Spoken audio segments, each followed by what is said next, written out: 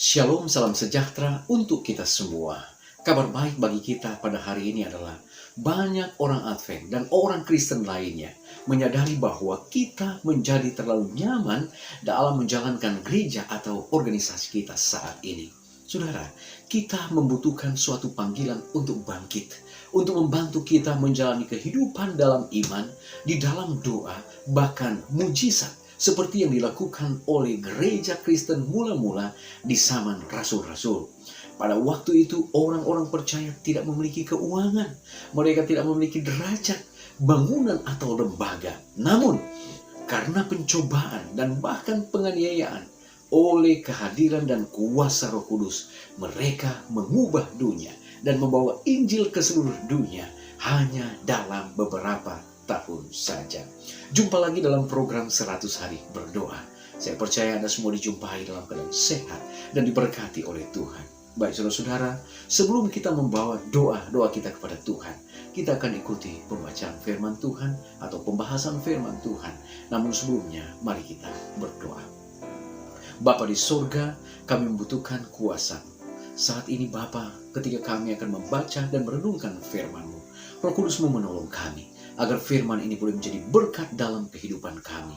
Berfirmanlah ya Allah, kami siap mendengar. Dalam nama Yesus kami sudah berdoa. Amin. Pembahasan kita pada saat ini adalah The Compassion of Jesus atau belas kasihan Yesus. Saudaraku yang kekasih, apa arti kata belas kasihan? Di dalam Kamus Besar Bahasa Indonesia, kata belas kasihan adalah welas asih atau kepedulian. Ini adalah emosi manusia yang muncul akibat penderitaan orang lain. Lebih kuat daripada rasa empati. Perasaan ini biasanya memunculkan usaha untuk mengurangi penderitaan orang lain. Saudara, pada saat ini kita melihat negara kita saat ini melalui Presiden Insinyur Joko Widodo. Dia telah mengeluarkan ratusan triliun untuk membantu mereka yang terdampak dengan COVID-19 ini. Rasa peduli dari pemerintah untuk menolong jutaan keluarga yang terdampak dengan pandemi COVID-19, yang kehilangan pekerjaan, yang tidak ada makanan.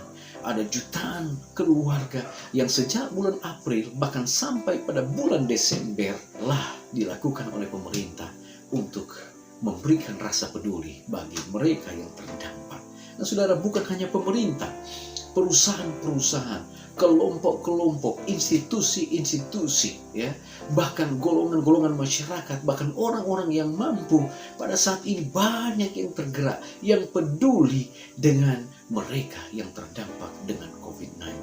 Dan inilah yang dirindukan oleh Tuhan. Saudaraku yang kekasih, mari kita lihat kepada sosok yang bernama Agnes Gonza Bojaxhiu.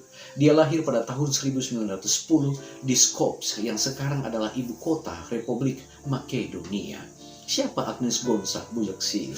Kalau mungkin saya memberikan nama tersebut, banyak yang belum terlalu kenal. Tetapi nama ini, Agnes Gonza Bojaxhiu, sesungguhnya adalah Mother Teresa atau Bunda Teresa. Saudara, apa yang dia lakukan ketika dia berada di Calcutta, India? Dia bangun setiap hari jam 4.30 pagi. Ketika dia memulaikan akan pelayanannya, dia berdoa, dan sesudah itu dia mulai melakukan perjalanan. Dia menyusuri lorong-lorong dan seluruh jalanan di kota Calcutta, India. Apa yang dia lakukan? Untuk mencari orang-orang yang terbuang.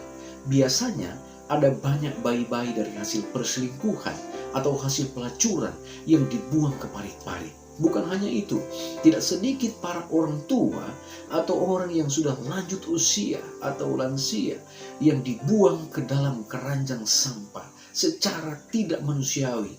Namun itulah yang terjadi di India pada saat itu. Bunda Teresa bersama dengan teman-temannya, mereka mengangkat orang-orang tersebut, bayi-bayi yang ada, orang-orang yang sudah lanjut usia. Mereka bawa ke rumah kasih mulia, rumah yang paling damai di seluruh India pada saat itu. Dan apa yang mereka lakukan? Mereka bersihkan orang-orang tersebut, baik bayi-bayi atau orang-orang yang sudah lanjut usia. Kemudian mereka berikan pakaian, mereka berikan perawatan, mereka berikan makanan sebagaimana manusia normal lainnya. Luar biasa saudara. Saat ini ketika Anda tergerak hati untuk menolong orang yang terdampak dengan COVID-19, maka Anda pun telah melakukan bagian apa yang sudah dilakukan oleh Bunda Teresa, menolong orang yang membutuhkan pertolongan. Saudara, di dalam Amsal pasal yang ke-19 ayat 17, siapa menaruh belas kasihan kepada orang yang lemah, memiutangi Tuhan yang akan membalas perbuatannya. Sungguh luar biasa. Orang yang memiliki, yang berhati mulia untuk menolong mereka yang membutuhkan pertolongan. Ayat ini mengatakan memiutangi Tuhan. Saudaraku yang kekasih, ketika Anda melihat orang-orang yang ada di sekitar kita, yang saat ini membutuhkan pertolongan, yang membutuhkan welas asih, yang membutuhkan belas kasihan kita, yang membutuhkan kepedulian kita. Saat mana mereka tidak dapat mungkin kembali kepada orang tua mereka, oleh karena saat ini situasi terjadi lockdown di mana-mana. Saat mana mereka tidak memiliki uang untuk membeli tiket untuk kembali ke orang tua mereka. Saat mana mereka tidak mendapatkan suplai makanan, mereka tidak mendapatkan penghasilan, maka saat inilah kita diuji. Apakah kita memiliki belas kasihan kepada mereka, atau kita justru membiarkan mereka? Saudaraku yang kekasih, jauh sebelum Bunda Teresa melakukan hal ini, Yesus kurang lebih 2000 tahun yang lalu telah melakukan hal yang luar biasa. Ketika dia berada di atas dunia ini, dia bukan hanya terpusat di satu desa atau di satu kota, tetapi di dalam Matius pasal yang ke-9 ayat 35 sampai 38, firman Tuhan berkata, demikianlah Yesus berkeliling ke semua kota dan desa. Ia mengajar dalam rumah-rumah ibadat dan memberitakan Injil Kerajaan Sorga serta melenyapkan segala penyakit dan kelemahan. Melihat orang banyak itu, tergeraklah hati Yesus oleh belas kasihan kepada mereka, karena mereka lelah dan terlantar seperti domba yang tidak bergembala. Saudaraku yang kekasih, pengalaman yang dilakukan oleh Yesus ini menjadi inspirasi untuk kita sebagai orang-orang Kristen, pengikut-pengikut Yesus yang ada di akhir sejarah dunia ini, yang ada dalam situasi pandemi COVID-19 ini. Apa yang telah kita buat untuk mereka yang ada di sekitar kita yang membutuhkan pertolongan? Apakah kita sudah melakukan apa yang telah dilakukan oleh Bunda Teresa? Apakah kita sudah melakukan apa yang telah dipraktekkan oleh Yesus kurang lebih 2000 tahun yang lalu? Ketika kita berada dalam situasi ini, iman kita dipertanyakan, kepercayaan kita dipertaruhkan. Apakah kita memiliki rasa belas kasihan atau welas asih atau rasa peduli bagi mereka yang membutuhkan pertolongan? Saudaraku yang kekasih, kasih karunia Allah kepada kita adalah hasil langsung dari belas kasihannya yang besar terhadap semua orang yang menderita di atas dunia ini, yang menderita di bawah dosa dan konsekuensinya. Menyadari belas kasihannya terhadap Anda, sebagaimana dinyatakan dalam Yesus, apa yang merintangi Anda untuk datang kepadanya, sebagaimana Anda adanya, dan menyerahkan sudut-sudut tergelap dalam hidup Anda kepadanya hari ini. Yesus memahami beban, Yesus memahami pergumulan, Yesus memahami godaan Anda. Dia lebih dari bersedia untuk membantu, menyembuhkan, memaafkan, bahkan mengangkat dan menguatkan Anda.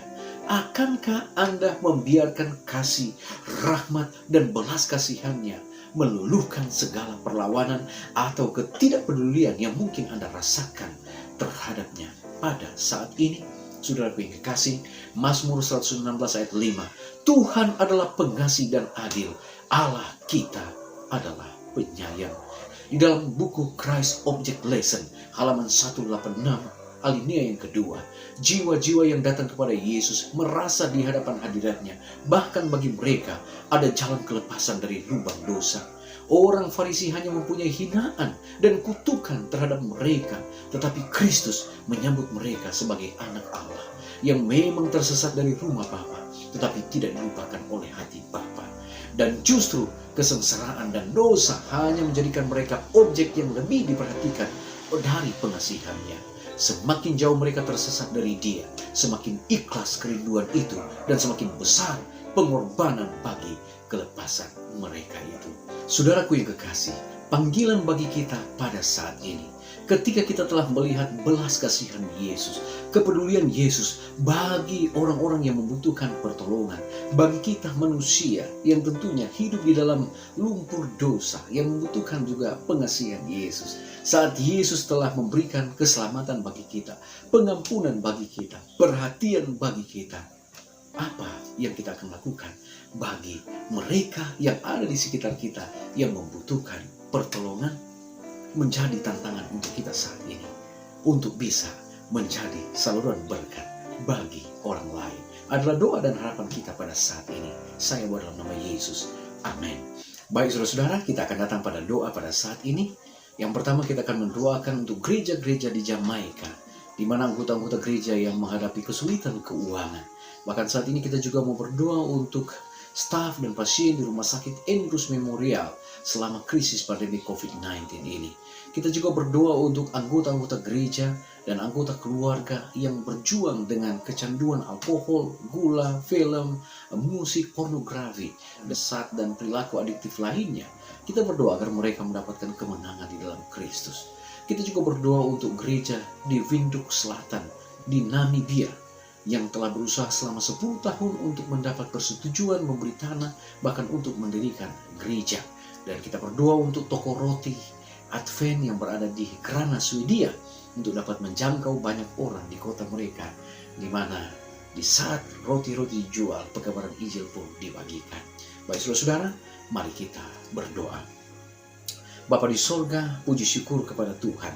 Oleh karena pada saat ini kami mendapatkan kesempatan yang luar biasa, boleh menikmatikan berkat Tuhan lewat firman, di mana mengajak kami untuk meneladani akan belas kasihan yang Yesus telah tunjukkan selama berada di atas dunia ini. Ketika Yesus tunjukkan belas kasihan bagi banyak orang, kami pun diajak untuk peduli, untuk menunjukkan belas kasihan bagi mereka membutuhkan pertolongan saat ini. Bapa di sorga, kami mau berdoa saat ini Tuhan, untuk anggota-anggota gereja yang berada di Jamaika. Tolonglah mereka Bapa, dalam situasi sulit ini mereka membutuhkan kasih Tuhan, membutuhkan belas kasihan Tuhan. Biarlah Tuhan akan memenuhi akan semua kebutuhan-kebutuhan mereka. Bahkan kami berdoa untuk staf dan juga pasien yang berada di Rumah Sakit Andrews Memorial. Saat ini mereka kesulitan keuangan di saat pandemi COVID-19 ini. Biarlah ada jalan keluar yang Tuhan akan nyatakan, Tuhan akan berikan bagi rumah sakit ini. Bapa, kami juga berdoa Tuhan untuk anggota-anggota gereja, keluarga-keluarga yang kecanduan terhadap alkohol, kecanduan terhadap gula, makanan-makanan yang tidak sehat, film, pornografi, dan lain sebagainya. Bantulah mereka ya Bapa, agar mereka boleh keluar dari situasi ini dengan pertolongan Tuhan. Mereka boleh mendapatkan kelepasan yang tentunya berasal daripada Tuhan. Kami mau berdoa untuk gereja yang berada di Windhoek Selatan, di Namibia. Tuhan menolong untuk bertahun-tahun mereka mengurus untuk izin membangun gereja. Biarlah Tuhan mereka boleh mendapatkan jalan keluar, sehingga izin untuk membangun gereja Tuhan akan campur tangan, dan gereja ini boleh mendapatkan izin dan boleh didirikan untuk menjadi terang di Namibia. Dan lebih daripada itu banyak yang boleh dimenangkan. Bapa, kami juga memperdoa Tuhan untuk toko roti di Grana, Swedia. Biarlah juga ya Tuhan, lewat toko roti ini pekabaran Injil dapat dibagikan, dan lewat toko roti ini banyak yang boleh dimenangkan untuk mengenal Kristus sebagai juru selamat pribadi. Terima kasih Tuhan, dengarlah doa dan permohonan kami. Kami juga memberdoa Tuhan untuk semua umat-umat Tuhan, bagi semua yang mengikuti akan kegiatan 100 hari berdoa ini, pergumulan mereka ya Bapa, setiap tantangan-tantangan yang mereka hadapi, biarlah Tuhan akan buka jalan, Tuhan akan memberikan kelepasan, sehingga lewat apa yang Tuhan berikan bagi mereka, mereka juga akan memuji besarkan nama Tuhan. Terima kasih Bapa, dengarlah doa kami, ampuni dosa kami, dalam nama Yesus kami sudah berdoa. Amin. Saudara-saudara, demikianlah perjumpaan kita pada saat ini. Kita akan jumpa lagi pada besok hari. Kiranya Tuhan Yesus akan terus memberkati kita. Mari berdoa, kita tidak berdoa sendirian. Tuhan Yesus memberkati.